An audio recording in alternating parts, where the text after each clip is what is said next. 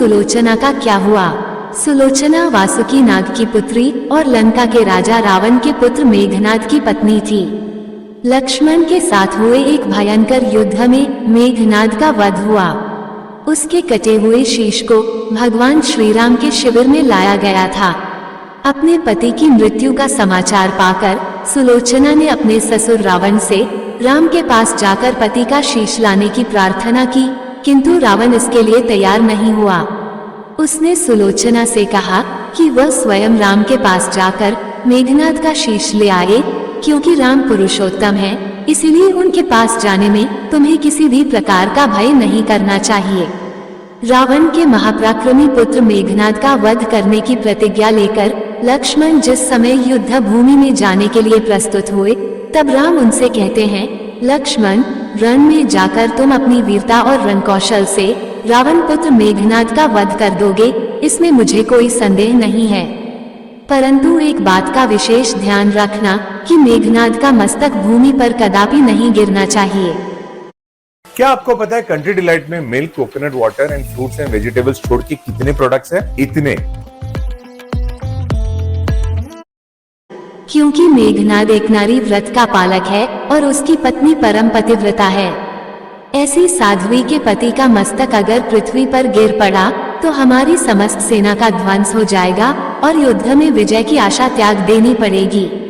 लक्ष्मण अपनी सेना लेकर चल पड़े। समरभूमि में उन्होंने वैसा ही किया।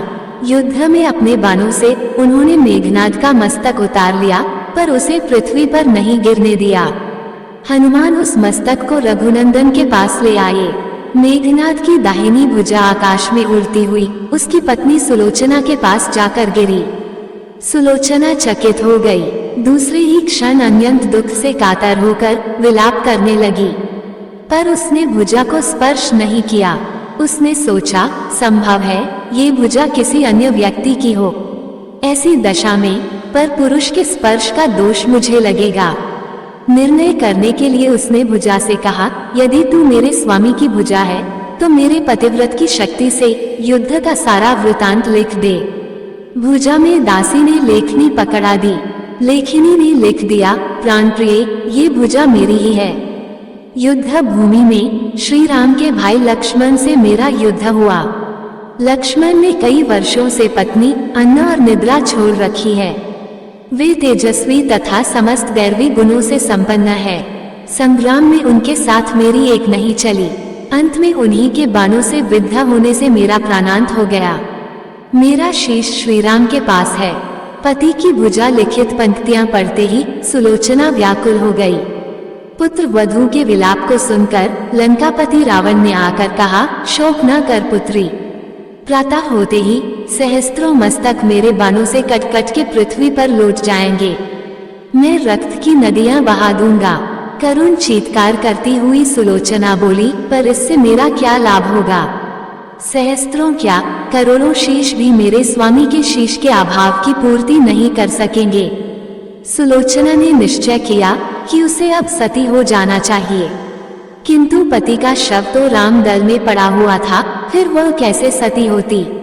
जब अपने ससुर रावण से उसने अपना अभिप्राय कहकर अपने पति का शव मंगवाने के लिए कहा, तब रावण ने उत्तर दिया, देवी, तुम स्वयं ही रामदल में जाकर अपने पति का शव प्राप्त करो।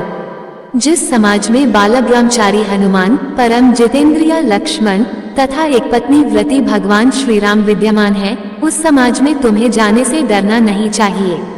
मुझे विश्वास है कि इन स्तुत्य महापुरुषों के द्वारा तुम निराश नहीं लौटाई जाओगी। सुलोचना के आने का समाचार सुनते ही श्री राम खड़े हो गए और स्वयं चलकर सुलोचना के पास आए और बोले, देवी, तुम्हारे पति विश्व के अन्यतम योद्धा और पराक्रमी थे। उनमें बहुत से सद्गुण थे, किंतु विधि की लिखी को कौन बदल सकता है? आज तुम्हें इस तरह देखकर मेरे मन में पीड़ा हो रही है। सुलोचना भगवान की स्तुति करने लगी। श्री राम ने उसे बीच में ही टोकते हुए कहा, देवी, मुझे लज्जित न करो। पतिव्रता की महिमा अपार है, उसकी शक्ति की तुलना नहीं है। मैं जानता हूँ कि तुम परम सती हो। तुम्हारे सतीत्व से तो विश्व भी थर्राता है। बताओ कि मैं तुम्हारी किस प्रकार सहायता कर सकता हूँ। सुलोचना ने अश्रुपूरित नयनों से प्रभु की ओर देखा और बोली, हे राघवेंद्र, मैं सती होने के लिए अपने पति का मस्तक लेने के लिए यहाँ पर आई हूँ। श्री राम ने शीघ्र ही ससम्मान मेघनाद का शीश मंगवाया और सुलोचना को दे दिया। पति का छिन्न शीश देखते ही सुलोचना का हृदय अत्यधिक द्रवित हो गया।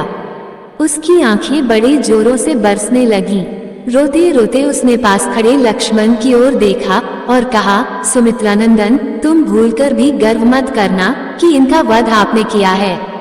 मेरे स्वामी को धराशायी करने की शक्ति विश्व में किसी के पास नहीं थी। ये तो 2 पतिव्रता नारियों का भाग्य था। आपकी पत्नी भी पतिव्रता है और मैं भी पति चरणों में अनुरक्ति रखने वाली उनकी अनन्य उपासिका हूँ। पर दुर्भाग्य से मेरे पति एक पतिव्रता नारी का अपहरण करने वाले पिता का अन्न खाते थे और उन्हीं के लिए युद्ध में उतरे थे। इसी से मेरे जीवन धन परलोक सिधारे। सभी योद्धा सुलोचना को राम शिविर में देखकर चकित थे। वे यह नहीं समझ पा रहे थे कि सुलोचना को ये कैसे पता चला कि उसके पति का शीश भगवान राम के पास है। जिज्ञासा शांत करने के लिए सुग्रीव ने पूछ ही लिया कि यह बात उन्हें कैसे ज्ञात हुई कि मेघनाद का शीश श्री राम के शिविर में है। सुलोचना ने स्पष्टता से बता दिया, मेरे पति की भुजा युद्ध भूमि से उड़ती हुई मेरे पास चली गई थी। उसी ने लिखकर मुझे बता दिया। व्यंग्य भरे शब्दों में सुग्रीव बोल उठे, निष्प्राण भुजा यदि लिख सकती है, फिर तो ये कटा हुआ सिर भी हंस सकता है। श्री राम ने कहा, व्यर्थ बातें मन करो मित्र, पतिव्रता के महानतय को तुम नहीं जानते। श्री राम की मुखकृति देखकर सुलोचना उनके भावों को समझ गई। उसने कहा, यदि मैं मन, वचन और कर्म से पति को देवता मानती हूँ तो मेरे पति का ये निर्जीव मस्तक हंस उठे। सुलोचना की बात पूरी भी नहीं हुई थी कि कटा हुआ मस्तक जोरों से हंसने लगा। ये देखकर सभी दंग रह गए। सभी ने पतिव्रता सुलोचना को प्रणाम किया। सभी पतिव्रता की महिमा से परिचित हो गए थे। चलते समय सुलोचना ने श्री राम से प्रार्थना की, भगवान, आज मेरे पति की अंत्येष्टि क्रिया है और मैं उनकी सहचरी उनसे मिलने जा रही हूँ, अतः आज युद्ध बंद रहे। श्री राम ने सुलोचना की प्रार्थना स्वीकार कर ली। सुलोचना पति का सिर लेकर वापस लंका आ गई। लंका में समुद्र के तट पर एक चंदन की चिता तैयार की गई। पति का शीश गोद में लेकर सुलोचना चिता पर बैठी और धधकती हुई अग्नि में कुछ ही क्षणों में सती हो गई।